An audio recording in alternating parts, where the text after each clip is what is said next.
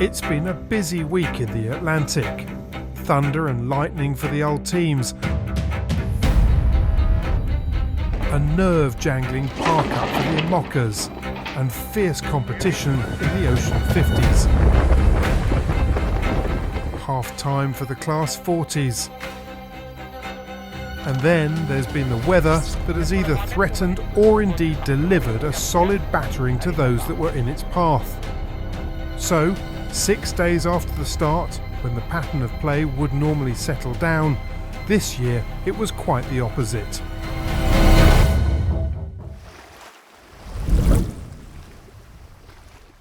Following the decision before the start to divert the Class 40 fleet to La Coruña, a hastily organised stopover was laid on as the leading boats arrived. Welcomed by the sight of the 2,000-year-old Tower of Hercules lighthouse that guards the harbour approach, the leading boats began arriving on Wednesday morning. This enforced pit stop was aimed at avoiding potentially damaging conditions off the Iberian Peninsula as a deep area of low pressure passed through. It turned out that the weather experts had been right, as southerly winds of over 40 knots and huge seas battered the area around Cape Finisterre on Thursday. First in was SNS M Fate und Don, sailed by Corentin Duguay and Axel Trehin, 21 minutes ahead of Sea Frigo Sogestran with Guillaume Pirouel and Cédric Chateau. These two boats had been battling it out at the front of the fleet ever since the start in Le Havre. But it had been tight. The third boat, Amaris, completed this unofficial podium just half an hour later. The plan from here was to restart the fleet on Saturday.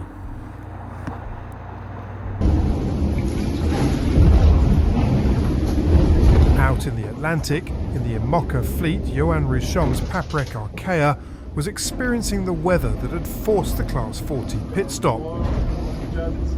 Noon on Saturday saw the Class 40 fleet reassembled to start again off the Spanish port. While the wind was fairly light, there was a sizable leftover swell to contend with as they headed back out into the Atlantic. Having gone from one extreme to the other, the weather challenge now was going to be a lack of wind, as a large anticyclone had developed off the coast of Portugal. After the fleet split around the traffic separation zone, the fleet had to leave the Azores to starboard on their way to Martinique. This meant that the area of high pressure ahead risked blocking their path and needed careful negotiation. The Caribbean still seemed a long way away. In the meantime, the IMOCAs were staging a reset of their own. A long ridge of high pressure and very light winds off the West African coast was proving to be a headache. Unlike the Ultims ahead of them, this fleet had to leave the whole of the Canaries to starboard. This meant that the 18-strong fleet had bunched significantly as the leading boats were caught.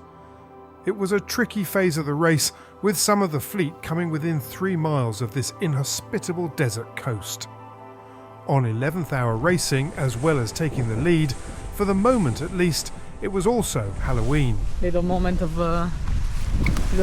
glory. Happy Halloween. First place on the tracker. Yes. That's a nice thing to wake up to. Frankie's been working hard, huh? It's been a slow night, but slightly faster than the others, so that's always a good sign. And what do we have first? Oh, okay. Spooky scarecrow. Oh, there we go. Missing an eye and everything. Yeah. Fully spooky. By Saturday morning, the Ocean 50 fleet was in the middle of its big mark, rounding in the Cape Verde archipelago. Edenred 5, with Emmanuel Leroch and Basile Bourgnon on board, were maintaining their lead. But, with the top 5 boats covered by 100 miles, everything was still up for grabs as they each set a course across the Atlantic directly for Martinique, still over 2,000 miles distant. About 400 miles to the south, the Ultims were in the Doldrums. It was hot, wet and windless on board Actuel, and there were thunderstorms to deal with.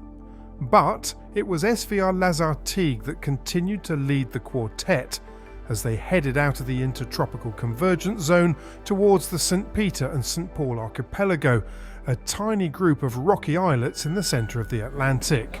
This was to have been a turning mark for these huge trimarans before they turned upwind towards Ascension Island, and a beat for the best part of 1,000 miles. However, on Sunday morning it was announced by the race committee that Ascension would be skipped, giving them a 2,000-mile largely downwind leg to the finish in Martinique. This may have scuppered any chance that Banque Populaire had of catching the leaders after their enforced stop in Lorient early in the race.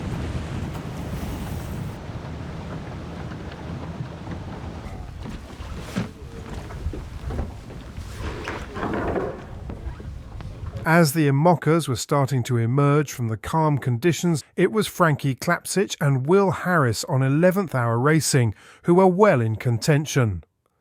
But it was incredibly tight with 100 miles covering the first 8 boats. Having negotiated the Canaries, the fleet should have been set fair for Martinique, but the weather patterns in front of them were in a muddle.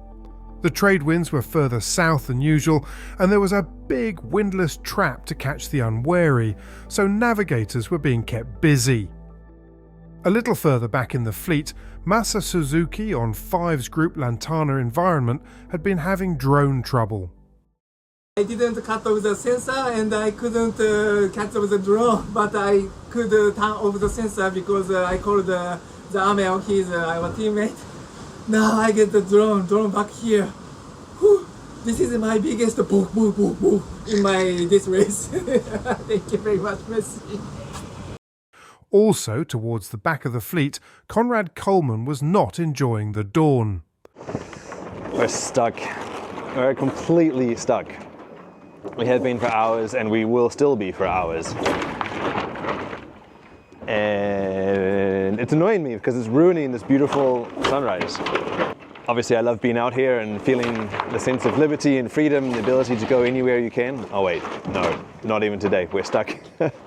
No, the problem is there's this bubble of no wind, clearly, this anti-cyclonic bubble that grew in front of us, and we were not fast enough to get out of its way. And it has expanded and completely caught us. When you're so stuck like this, there's almost nothing to do.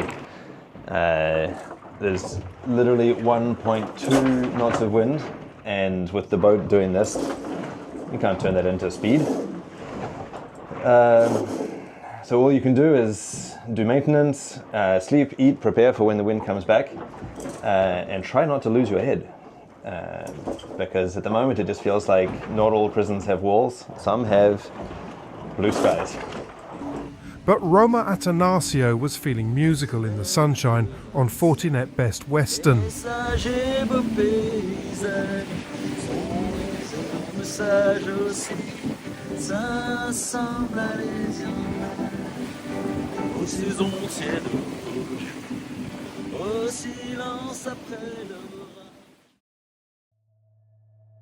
The Transat is renowned for being an intricate race that has several complex phases. But this year is proving to be the most difficult to figure out for competitors and organisers alike, thanks to a seriously complex set of weather patterns. And this is putting huge pressure on the teams. Having led the charge in the Ocean 50 fleet since the start, Edenred lost the lead on Monday night following a series of breakdowns. Their problems started when a Jenica sheet outrigger pole failed. This then caused damage to the bar that connects the central and port rudders. While the crew were able to repair the steering, they were not able to repair the outrigger pole, which means they cannot fly the Jenica as efficiently.